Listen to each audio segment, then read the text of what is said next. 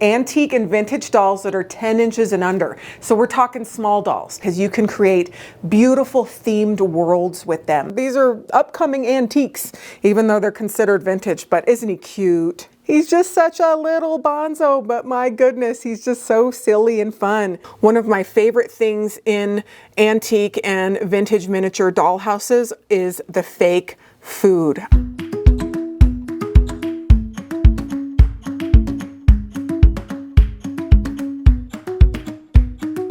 Hello, welcome back to my channel. If you're new here, my name is Rachel, and this is Turn of the Century Antiques, which is home of the virtual doll convention out here in Denver, Colorado. This video was originally filmed for the Dorothy Coleman Doll Club of Richmond, Virginia, for their fundraiser luncheon that they did, which looked so much fun, and I joined them virtually. And the theme of the luncheon was talking about good things in small packages, which we were talking about at this luncheon, and I gave the program for antique and vintage dolls that are 10 inches and under. So we're talking small dolls. So I want to put this video on my channel too. So here it is, and I hope you enjoy talking about little dolls. We love all dolls here, big dolls, little dolls, medium dolls, all the things. But in this video, we're going to talk about 10 inches and under. So I hope you enjoy, and let's go. So first, let's talk about some reasons why small dolls are wonderful to collect. And my biggest reason is they are portable pals. That's right. I love a good travel doll, and you can have travel dolls with antique, vintage, modern dolls, all kinds. But when you have a portable pal, they can go on so many adventures with you. They can go to doll club. They can go to your friend's house. They can go from room to room. And it is a lot easier to move dolls and to create vignettes when they're smaller than when they're huge dolls. So that's the number one reason. Well, it might be tied with my number two reason for collecting small dolls, and the number two reason is because you can collect more of them. When you have smaller dolls, of course, you can create vignettes and places in your home where you can fit in a lot more dolls than when you have the big ones. So I like all kinds of dolls. I especially love vignettes with big dolls and mixing them all together. But when you have smaller dolls, you can scoot them in there too. And sometimes you don't even notice when they're multiplying as much as big dolls. So that's a really good reason. Another reason I love small dolls is their intricate details. So when we're looking at dolls and when we're admiring the artistry and the art that they are, nothing to me is more fascinating than something on a small scale. And so when you're looking at a doll and they're getting smaller and smaller and smaller, the workmanship and the amount of talent that has to go into creating something so tiny to me is so fascinating. I absolutely love it. So the tiny details, from the painting to the sculpting to the fashion, the tiny little pieces of fashion, it's just so wonderful. So drop me a comment or let me know if you love the tiny details as much as I do, because that to me is just one of the most wonderful parts of collecting small dolls. Another reason why small dolls are wonderful to collect is because you can create beautiful themed worlds with them. So when we're talking about miniatures or even room boxes where you can put together vignettes and different themes, it is a lot easier with small dolls than with big dolls. I think working on a smaller scale, a lot more of the materials are easily able to use and to find, and you can find accessories a little bit easier when you're working in the smaller scale, at least in my experience. But creating those tiny little worlds with your smaller dolls that are 10 inches and under, which 10 inches is pretty big, and that's what we're focusing on this video. But it is just wonderful to create and to do a project where you're not doing an entire room, maybe, where you're working with dolls that are large, and those tiny little worlds are just absolutely wonderful. Another reason why small dolls are a wonderful thing to collect is because of the community connections. There are so many different clubs and conventions and shows that are just dedicated to small dolls. Not just miniatures, but small dolls. When you go to a miniature show, the miniatures, they're not usually, they don't just say like it's 1/4 scale or 1/6 scale or 1/12 scale. It's when you go to those kinds of shows, it's just a lot of really small things. And that to me is just one of the most, again, interesting things to collect in the doll world are the tiny little things. But the communities that are focused just on small dolls are some of the most active and wonderful and talented communities that I have ever seen. The artists that create these small little faces on their dolls, they're just wonderful. So I really appreciate and love those groups. And if you ever have the opportunity to go to a miniature show, definitely go, because you will enjoy every single minute. And my last reason, and I could go on forever, but we got to look at some dolls, is the infinite variety. So I am in this video talking about antique and vintage dolls, but when you want to collect small dolls, the variety goes on forever. It's infinite. That's why we said it's infinite variety, because it can just go on forever and ever and ever. And you can also collect small versions of larger things. And so it's just so much fun. So I really, really love a focus in a collection, where if a collection is one thing and that's all you have, or if you have a lot of all different things, but they are 10 inches and under, or they are miniatures. Miniatures are just wonderful. We have a dollhouse here that we're going to show you, and some of our wonderful collections here that live here that we're going to measure and make sure that they fit the bill. But we're going to bring you on a little highlight tour. So let's go check out some of our treasures that are our smaller things in the shop that have meaning to me, and we hope you enjoy seeing. So the first type of antique dolls that I want to talk about that are probably my favorite as far as tiny dolls, I absolutely love them, are all bisque antique dolls. And they are so wonderful. And when you have a large one or a small one, they come in so many different types and sizes and styles, but one of my absolute favorites is the wrestler. This is such a cute doll, and they have such wonderful facial features, and of course their funny little bodies that are just kind of built like a linebacker. And the doll they're just wonderful. This one has lived in our shop for a long time. She is an antique German doll. I love her open mouth with her teeth that you can see right there. She has had lots of repairs, which is a wonderful reason why she just gets to live out her best life and her best years here. But if you have a wrestler antique doll, I would love to know. Tell me about it in the comments. So they are made by Kestner as the king of doll makers, and a lot of times they are marked on the back of the head. They're usually anywhere between 8 to 9 to maybe 10 inches tall. This one is 9 inches, but their pet name is called Wrestler, and it's because she looks like a wrestler. She's like I said, kind of built like a linebacker. They're ready to go, which I think is one of the most fascinating things and makes them very irresistible. Again, I also love that open mouth with those big chunky teeth, but they're just wonderful. And all bisque dolls have always held such a place in my heart, especially dolls that have elaborately painted boots, where you have socks that are different colors, or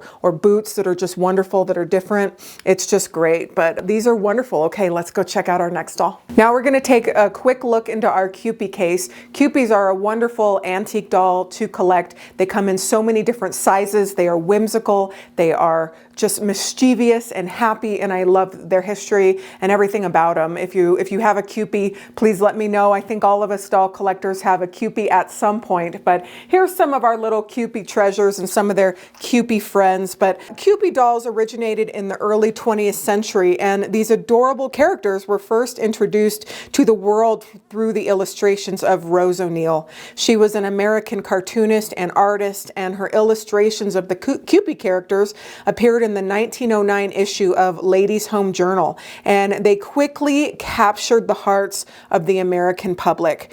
They were made into dolls by a German company. Kestner made a lot of my favorite ones, but let's go ahead and pull back here. These are some of our dolls that are not Kewpies that are in the case, but I want to just show the wonderful scale that Kewpies are. And this is a little reader Kewpie. Oh, he's got a little tag there. This is our mom's handwriting. Kewpie reading a book. Our mom loved Kewpies, but they are just so sweet. One of the most common ones that you'll find that are quite affordable right now. You can get these for a good price. This is the Kewpie Thinker. Again, they come in all different sizes. Here's a Kewpie Boutonniere. Isn't that sweet? That tiny little guy. I actually have very large hands, but you can tell he's just a tiny, tiny little thing. R. John Wright has made a lot of, oop, I'm just gonna lay him down right there. R. John Wright has made a lot of Cupies over the years too, but they're just sensational and wonderful, and I love them. Look at this little girl. She's probably 6 inches tall, but I want to show her boots. These are not exceptionally rare, but they are yellow boots, and I love when the boots are any other color than black. The more ornate boot you get, the more rare the doll is, that's for sure. This one's interesting. It has very tall black socks. She is a small little cute all bisque doll. Her eyes need to be moved a little bit more up in her head, but there's some wonderful treasures in here, all tiny, but we can surely fit a lot more in here because they are little. This is a cute one, jointed at the arms and legs. It's a German doll with glass eyes, little tiny painted boots. What a cutie. I cannot talk about small dolls without sharing some of our favorite 8-inch Madame Alexander dolls. Madame Alexander did fashion like nobody else, and her tiny details and the wonderful costumes that she put together to make her dolls, and of course the designers that worked at Madame Alexander, they're sensational. They're wonderful. Our mother loved them so much, and our Madame Alexander case here at our doll shop is one of our pride and joys. We are so thrilled to have it here. I look at it every single day when we come to work, and I get to say thank you, Mom, for this beautiful collection that we get to share with you. So let's take a look at some of our favorite little gals, and I'm gonna pull them out and we'll look at some of the wonderful tiny details. This is a tiny little Alexanderkins, and I believe this is Cinderella, but she is so sweet, and her little original wrist tag says Alexanderkins, and it says, I have hair of the finest quality that you can wash, comb, and curl. I have clothes for every occasion, and I am a wonderful companion. Take me everywhere you go. So we love that. Somebody did, and you know, somebody may have taken her everywhere they went, and they just took really good care of her. But look at the tiny details. Sewing, in my opinion, when you get smaller and smaller, I think it gets harder and harder. So it's just wonderful to see tiny little costumes. And one of the things that Madame Alexander did is she made the mini-me version and the larger doll as well. I remember growing up and going to the Madame Alexander conventions, and our mother would get a dress for me and then a dress for and then the matching little doll. And I think Madame Alexander company sold those, but it was so much fun. I miss the Madame Alexander conventions. They were a lot of fun. Here's another one that is just absolutely marvelous. Look at her little purse. She is just so sweet. But we have this billowing costume right here. Again, all the tiny details, just wonderful. So we have the Queen up here, and this is the large version, but here's a smaller version of the Queen and her wonderful costume. Look at the beautiful sash with the jewelry and the little intricate details. That again is just the most fascinating part. Can't say it enough, are just the tiny details. And it really is in all of the details. When we do things and we do our manufacturing, we try to really focus on those tiny little things that are not needed. That's what set Madame Alexander apart, and that's what sets anybody great apart, is they go the extra mile and do the thing on the thing that isn't necessary. And when you see that, that's when you know you got something really good. The things that are not necessary, because when we're collecting dolls, of course our dolls are necessary, but they're not like a life-saving operation. So when we're buying things and doing things and you're just going the extra mile to just make it so great and wonderful for no reason at all except you love it, chef's kiss, chef's kiss. Look at Hansel. Here's Hansel from Hansel and Gretel, 1955. His little outfit is feeling the tiniest bit brittle, but my goodness, he is in wonderful condition. Let's see what the tag says. It says Hansel 1955. Oh, I got something on my fingers from touching his little costume. It's, even though 1955 doesn't feel that old, when we're getting close to 2025, we're in 2024 right now, it's getting close. These are upcoming antiques, even though they're considered vintage. But isn't he cute? Look at that, so sweet. Almost looks like Holly and Diane a little bit. Love the little overalls. Here is Highland Fling from 1955. Oh, Sally put a note here. It says, Wendy does the Highland Fling. She is number 484 from 1955. She has her wonderful hat and just the tartan and the beautiful dress. Tiny, tiny, wonderful details. Very special. Here is Wendy in her sunsuit. Again, I just love the details, the terry cloth. Is that like a little apple on her, embroidered on her dress? I don't know, but I love her, the towel on her head, just the headpiece. It's just wonderful. Oh, there's a little critter that's long time past, rest in peace. But she is just so sweet. This is another one where you see the big version and then we have the small version. So this is a 1954, 1955 Madame Alexander, Me and My Shadow. And again, the tiny little detailing where you can see the hat on the large one and then the small one. But to create in an 8-inch scale something this wonderful that actually looks appropriate for her scale is an incredible feat. I'm going to pull up some of this so you can just see some of the detailing. This could use a little steam, but it still looks wonderful. But this one is one of my just all-time favorite small dolls. I just love it. And to have the big one next to it is just such a treat. These are not dolls, but I know you're considered dolls. They are dogs, but I know you're gonna love seeing them.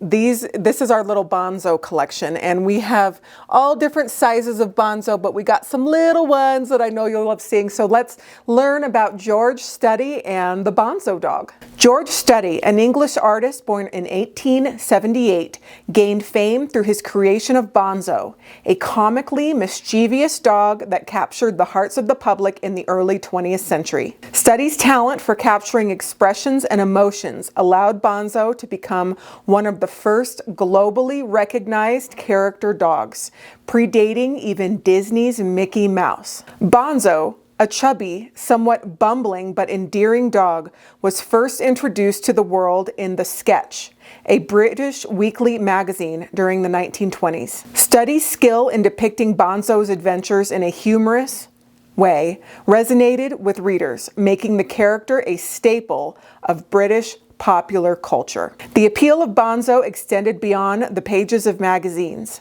The character was merchandised in various forms, including postcards, children's books, figures, and even games, showcasing the early potential of character licensing. Studdy's creation of Bonzo not only highlighted his artistic skill and creativity, but also paved the way for future character merchandising. So Bonzo dogs and their memorabilia are very sought after by collectors, and they're just wonderful, and they are very hard to find. And we have a little collection here that is just so sweet. So let's start with this one right here. Look at this sweet little Bonzo dog. You can see it's like a velveteen that he's made out of, and you can see more of these in our video with John Port, where he did a little tour of our collection. But the reason why I wanted to show is because we have this little guy. We have this little one. He's just such a little Bonzo, but my goodness, he's just so silly and fun. This is why small dolls are just, you have something that you're used to the normal size of it, and then when you get down to the tiny little size, it's just so irresistible and wonderful. He is so cute. Here's another little Bonzo. He's probably 5 inches tall. Look at that silly little thing. Isn't he great? Just these tiny little guys. Look at his feet. I love the little detail on his feet, and they're just like little hooves. So very, very, very cute. Here's another Bonzo. If you ever find Bonzos out in the wild at a doll show or somewhere, buy them. They're rare, they're just wonderful. They make it part of a great doll collection or just collection. There's a lot of wonderful Bonzo memorabilia out there. A lot of people collect Bonzo. He's very popular in Japan, but I hope you loved seeing our Bonzos. Welcome to our Christmas room. This is one of our favorite rooms in the doll shop. We are constantly changing and updating it and adding little touches and moving things around. And right now we are just enjoying what it is. We have recently given it a little refresh, but one of my favorite pieces in the shop that is full of lots of wonderful miniatures is our Eric Lansdowne dollhouse. Now, when I say Eric Lansdowne, that means that this is a contemporary piece. This artist, his name is Eric Lansdowne, he makes some incredible, incredible dollhouses. You may have seen this in some of our videos in the past where our friend Stan Gregg came in to decorate it, but I just want to show, you can see I didn't even know who Eric Lansdowne was, and then I found this dollhouse at an estate sale out here in Littleton, Colorado. The shop is in Denver, but it was by my house, and I remember walking in and just thinking, this was one of the most beautiful houses I'd ever seen. It looked antique, it looked early, it looked wonderful, it was French, it was beautiful. And then I went down the rabbit hole to find out that he creates and used to create, I don't know how much he creates anymore, but you can find them on the secondary market a lot, these wonderful houses. When he puts them out, retailer did thousands of dollars. I did pay $2,500 for this house, but the retail on it was around $8,000. And of course, when you start getting into antique versions of these wonderful dollhouses, then sometimes you have to pay a lot more than that. But also you can find dollhouses, wonderful ones. Sometimes people are selling them for not a lot of money, and you can fix them up yourself too. Not everything that's wonderful has to cost a lot of money. There are a lot of wonderful ways to enjoy the hobby without spending a lot of money. But that's how much I did pay for this house. And we have enjoyed it immensely. See, there we go. We're just going to kind of give you a little tour. So there are pieces in here that are modern. A lot of them are vintage, and there are some antique dolls as well.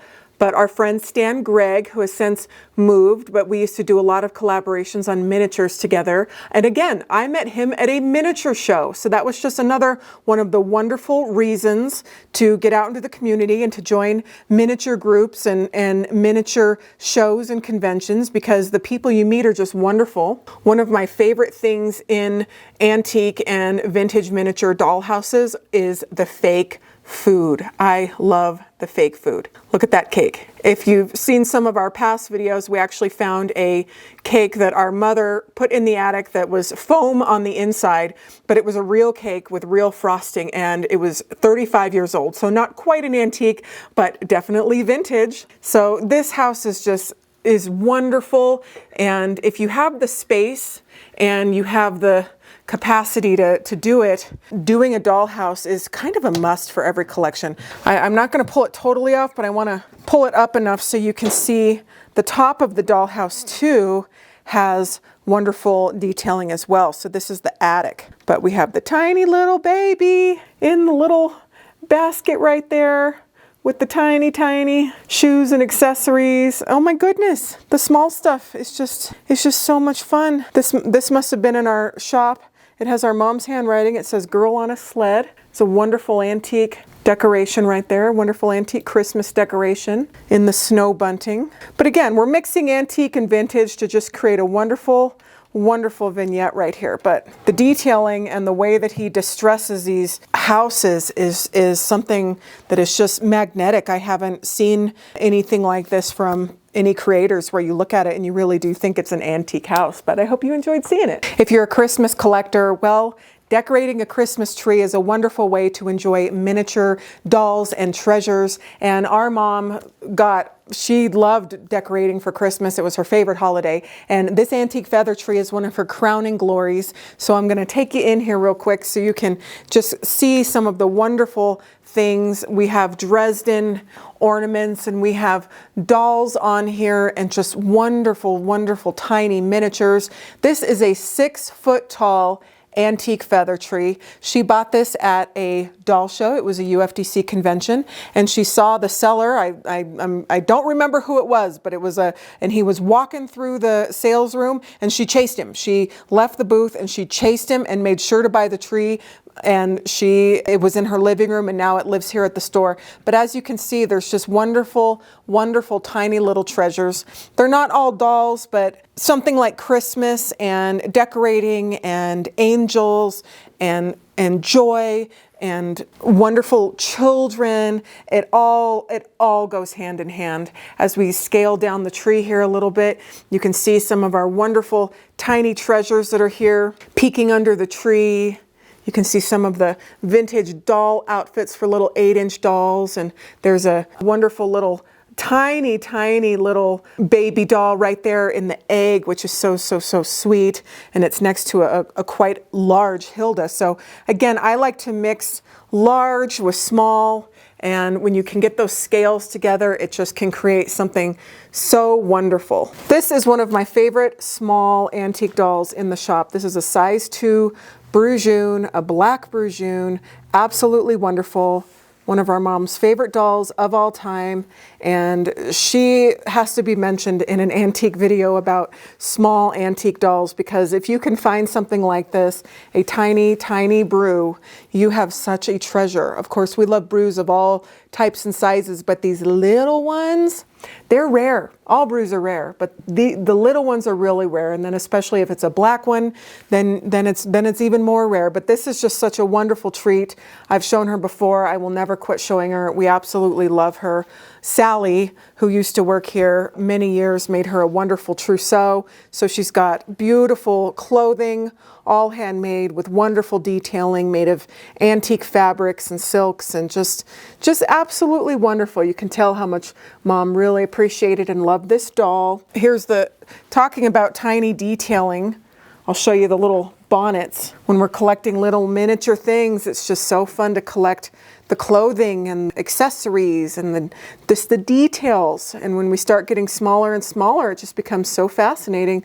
Look at this wonderful hat. It's beautiful. It's beautiful. The allure of antique dolls and vintage dolls and doll collecting is timeless and wonderful because it is such a slice and a look into our past. It's a way to time travel. It's a way to experience the world. When you look at a little small doll that has lived 100 years or longer, or 200 years or longer, some of them are just so old and wonderful and rare, you really feel like you've been somewhere, or maybe that you've spoken to an old friend.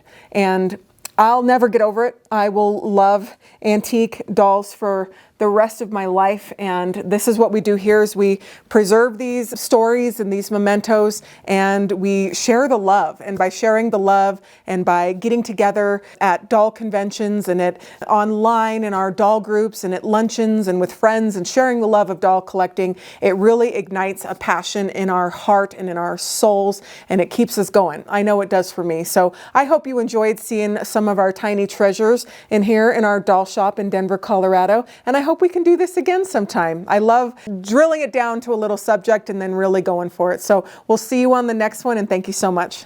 Bye.